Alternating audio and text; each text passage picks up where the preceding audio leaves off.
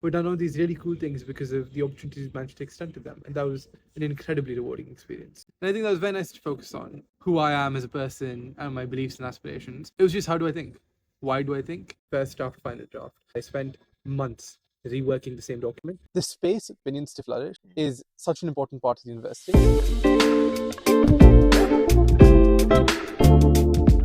How's it going? Good, how are you? I'm fine, thank you. I'm loving this weather that we're having. I know, it's the first time it's been nice weather. Right? It's been so cold for so long to have a day that's just. Oh, it's fun. I'm flying back in 2 days to -5-degree weather. That's great. How is it compared, like, weather-wise? A nightmare. No, it's hard to be outside the buildings most of the time. It's freezing. Although the nice thing is it snowed in Oxford for the first time in about 3.5 years. Oh, really? Snow-covered Oxford was honestly worth any degree of frostbite. I'm sure it must have been really pretty. Did you get any like pictures or anything? Forgot my phone in my room. But honestly, I think it was a nicer way to experience the snow than anything else. It's been new in Oxford. I feel like my entire life has changed since going there. It's been a transformational experience. There is so much to do. There's so much to experience. There's so much constantly happening. It's just such a dynamic, moving place that you feel like you're at the center of something big. You have the same feeling that you do when it's the idea of going into a new big city. You feel like you can do something. You're in a space where there's capacity for you to achieve, where nobody thinks that a dream is too big or too audacious, but they push you and they encourage you to do it. Or discuss them with your friends in the pub. And it's just an incredible experience because everybody there seems so constantly excited to talk about the academic topics that interest them. And that's a space I haven't found anywhere else. Yeah, that must be very interesting, right? To have like everyone on the same mindset, same page as you, and like, discussing that. Well, no one's on the same page. I think that's the important. Everyone has incredibly diverse opinions about everything. Is it? In a room full of 10 people, you have 15 opinions. And the space for those opinions to flourish is such an important part of the university. And I think especially like in contrast with the US university culture, there's no idea of not being able to talk. Anything can be discussed, anything can be debated, anything should be debated. The idea is people want to argue and refine their own thinking, but sometimes I just think they want to argue. So, how is it transitioning from here, like moving there, like the setup, the initial like couple of months? I think I'm a little bit unique in the sense of it's always been easy for me to adapt and move around.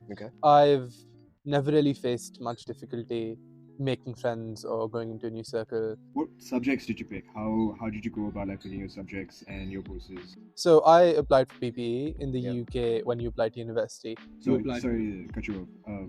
PPE you said? Yes, philosophy, politics, economics. Yeah, okay. So when you apply to the UK, you apply for a subject. So when you get to university, you don't have a lot of choice about what you're studying.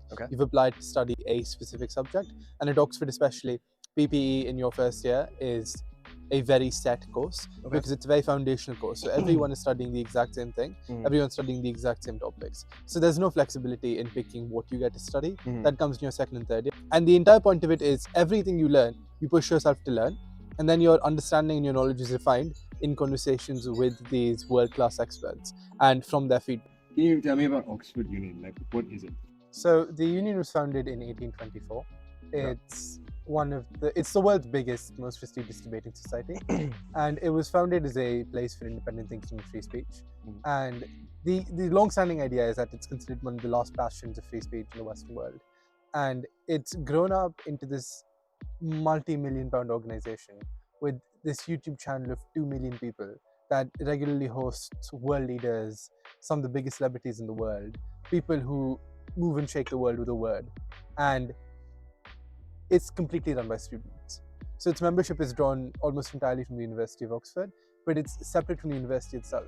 So it doesn't fall under the governance of the university. The university has no control over it. Its students just happen to overwhelmingly be members of the union. And the union elects its own governing body. So the union's elections are their own thing. This is why it's considered like mini parliament. It's considered the training ground for politicians because you end up in this hyper-competitive, cutthroat political environment where you have to win over thousands and thousands of voters to progress through these ranks. And while you're doing that at the same time, you become more and more involved in running this massive organization.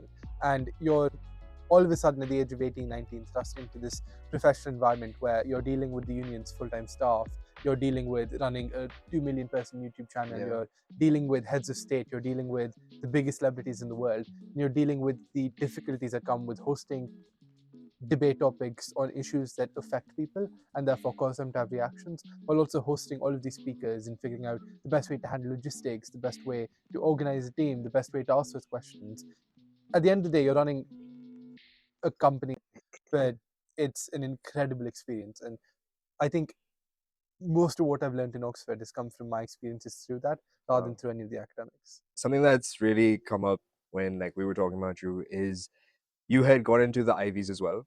I'm talking about Columbia, right? So what made you pick Oxford over Columbia?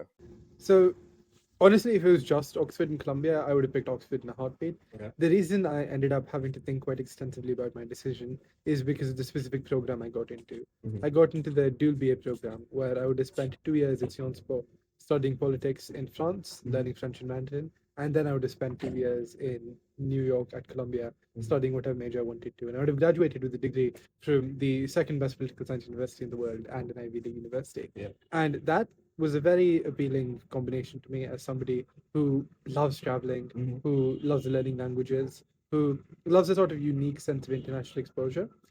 And it was that gave me pause. So now let's talk about those applications, right? So when you were applying to the Ivies, the application process is so different from Oxford, and you aced both. What was it for you? Like, Rostrum. I'm joking. I'm not joking. The two experiences are very different, and honestly, I'm extremely glad I went through the US admissions process because it's something that really helped me when I got to Oxford. Because when I got to Oxford, I happened to be one of those few students who had an extremely well-rounded, pre-existing, developed CV. Because frankly, the US applications are a job interview and require you to be a working professional by the time you apply to university.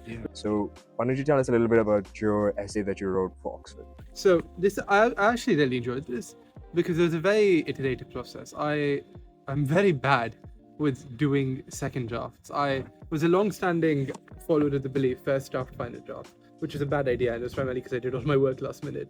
But this was one of the first experiences where I spent months reworking the same document, oftentimes entirely rewriting it. But then by the end, spending months making incremental changes, incremental improvements, those little differences. And it was that process of refinement that I think was in and of itself its own learning experience for me. But the essay itself was just a lot about my academic and intellectual journey.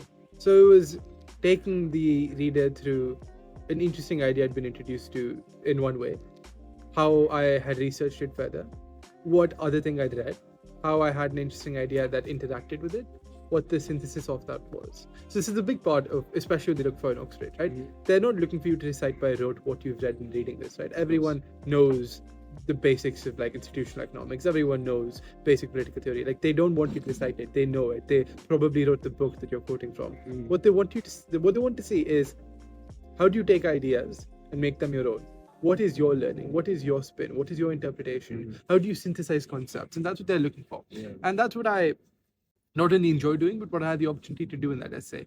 And I think that was very nice to focus on because it didn't have to be about me.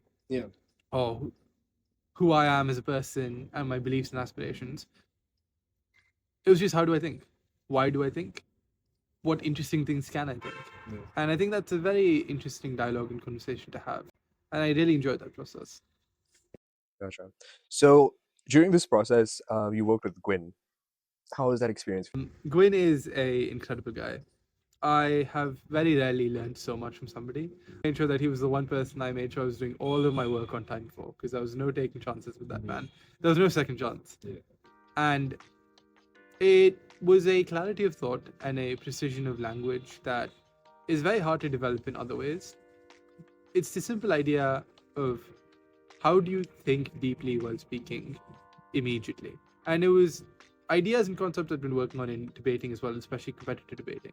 But with Gwyn, it was a refined process of how do I bring that into a sense of professionalism? How do I not argue with somebody in a conversation, but take from the conversation, learn and improve within the conversation, and come back with a better formed idea. And I think that was very important for me because I could take all of my analysis skills and all my synthesis skills, my speaking skills from debating, and I could take away the adversarial, argumentative aspect of it and turn it into a conversation, constructive conversation, rather than me simply coming into another. So why don't you tell me about what Courses for Charity is? Courses for Charity is also how I met one of my best friends, but that comes later. I was reading The Atlantic. Yeah. Already, a good cliche start. And I was reading this article about Somalian refugees during the war, and I was like, wow, so sad. I wanted to do something, and I think before I ever heard the words effective altruism, I developed my own sense of effective altruism. I was like, well, I know lots of people who are smart and good at subjects and want to do something for their college admissions, and I know lots of people who are willing to pay for classes combined. And I decided to become the middleman. So what Courses for Charity was, and I called up this guy who I'd been introduced to through a good friend of mine, who I'd met through MUNs. And I called up this guy because he was in Delhi, and I talked to him maybe once or twice. I was like, hey, I have this interesting idea. I think you'd be a good person to work on it. I think you'd be a good person to teach classes for it. That's what I asked him initially, and he's like, how about I work with you instead? And I was like, you know what? Sure, you have interesting ideas. This was back in 2021.